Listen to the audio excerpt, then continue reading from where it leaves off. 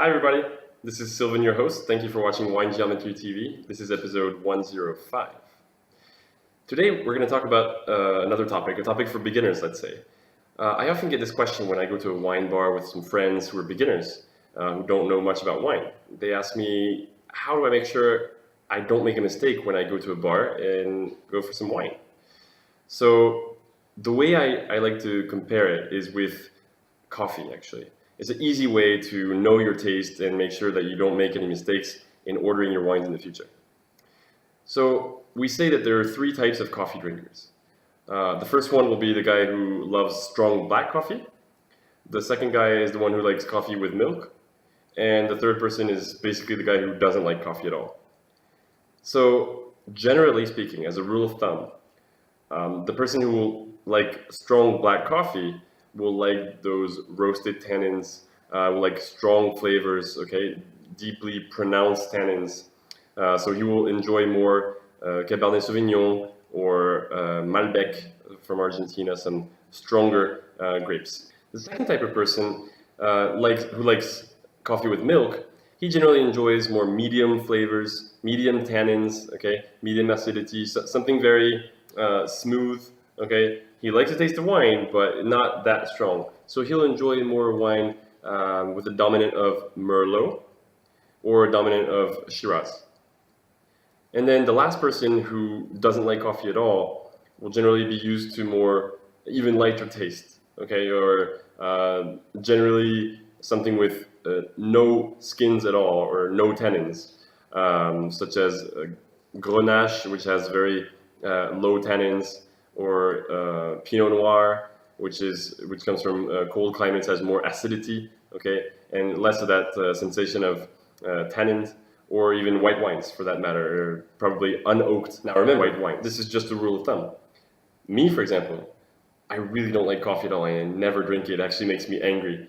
But I love Cabernet Sauvignon, and I like Malbec, and I like those stronger flavors. So don't take that as a common thing, a general purpose. It's more just some pointers in case you or your friends don't know which side of the menu to go on.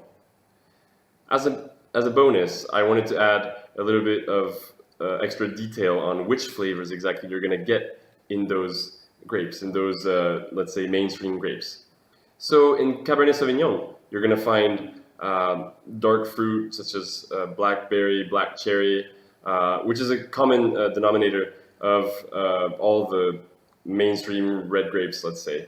But the specialty of Cabernet Sauvignon is you're going to have bell pepper. Okay, you're going to have a little more oaky cedar taste in your wine.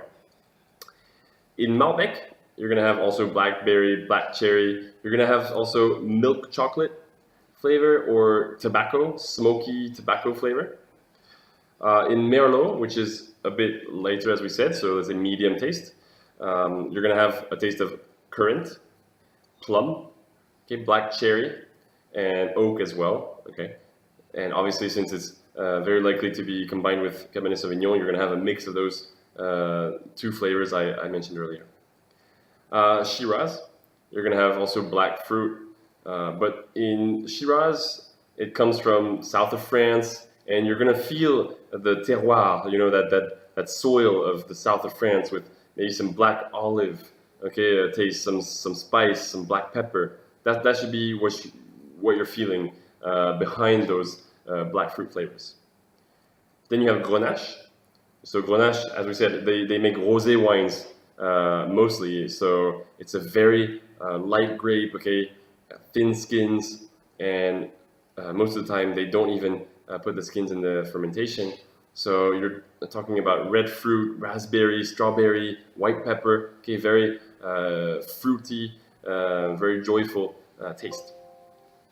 And then you have Pinot Noir, which is the last one that I mentioned earlier, which is also on base of red berries, but here it really has a more specific taste of hunting. When I say hunting, I mean autumn taste of when you go in the forest and you have that mushroomy smell, the wet leaves, the gamey flavor. So game, for those of you who don't know yet, game is that pigeon or hunted animal. So that's for the basics. I'm not going to go more in depth at this point. At least when you go to a wine bar and you want to order some wines for you or your friends, just ask those basics. Do you like red wine or white wine, first of all? And then what is your type of coffee that you like? Do you like it with milk, without milk?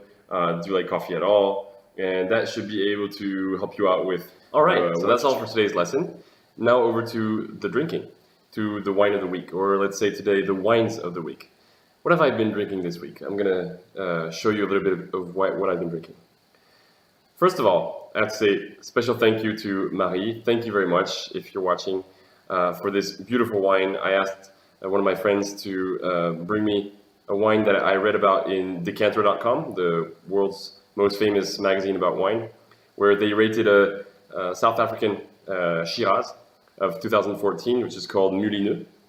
All right, so she went to South Africa not long ago and she got it for me, so thank you again, Marie. Really appreciate it. And so this is from Swartland, okay, region that's up and coming. Mulineux is a family, husband and wife. They've been doing this for quite some years now. Beautiful wine, really from the beginning. So a medium ruby color, clean, pronounced blackberry. You have a bit jammy taste because it comes from a warmer climate. Okay, that's the specialty of Shiraz, right? You're gonna have some black cherry, blackberry, but it's gonna be a bit jammy. All right, you have black pepper, clove taste. Okay, so you really have those spices there. Okay, the palate, it's the same as a nose.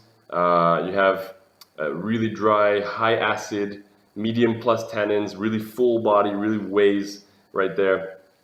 What's great about it is that I think it's still affordable, even though I didn't pay it. Thank you, Marie, again. But in Singapore, it would already cost a bomb to import. It is, however, a great investment. So if you can go for it now, I really think you should buy it. The only, let's say, negative point it will have is it lacks a little bit of length. It's not as long as you could have in some Northern Rhone Shiraz. But other than that, it's really perfect in terms of taste. It's complex, really deep. I personally gave it 18.5 out of 20 on my rating. Decanter gave it a 94 points. So it's really there at the top level. Perfect to combine with barbecue pork. The second wine I opened this week was this Barbera d'Alba. Okay, so this comes from Barolo, okay? So the grape that's used is Nebbiolo. Okay, so it's a 2014. It's also a young wine. However, very fruity, very enjoyable. The color is medium ruby. It's a very clean wine. Clearly fruity, red fruit, okay, all the way. Not extremely deep. I would say could use some oak aging. I think maybe in a few years it'll be a little bit better. You can still keep it. But if you want something that's very light to drink with some family and friends, then definitely go for this Barbera d'Alba. It's great because the palate is the same as the nose. All right, you really have some great red fruit taste. It's actually longer than the South African wine. Maybe lacks a little bit of depth for now, but I still rated it at a good 8. And then the third wine I had to present, which I've been drinking, is this Penfolds. All right, Shiraz 2014 as well, so I've been going on 2014 on all three wines. So this is from Australia. Okay, Penfolds I think is no longer a brand to present. I think they've been making wine for quite some time now, especially in Singapore. Their name is quite everywhere. I bought this in cold storage, so it's everywhere. They have this in Shiraz, they have this in Shiraz and Cabernet Sauvignon, and Cabernet Sauvignon only, so they have quite a bunch of varieties that you can try from. Easygoing wine. We drink it on a everyday basis, let's say, with any kind of meat. Dark fruit again. Not as complex, obviously, as a South African wine that I talked about earlier, but very easygoing. A little bit spicy, definitely goes with any red meat you can have. Thanks for watching Wine Geometry TV. If you have any questions, any comments, please comment underneath this video. So I'm always happy to answer your comments, your questions.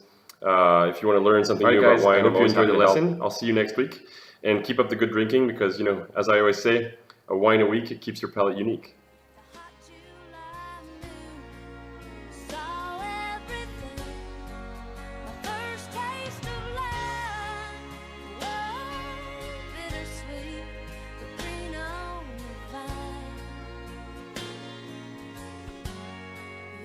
salvation.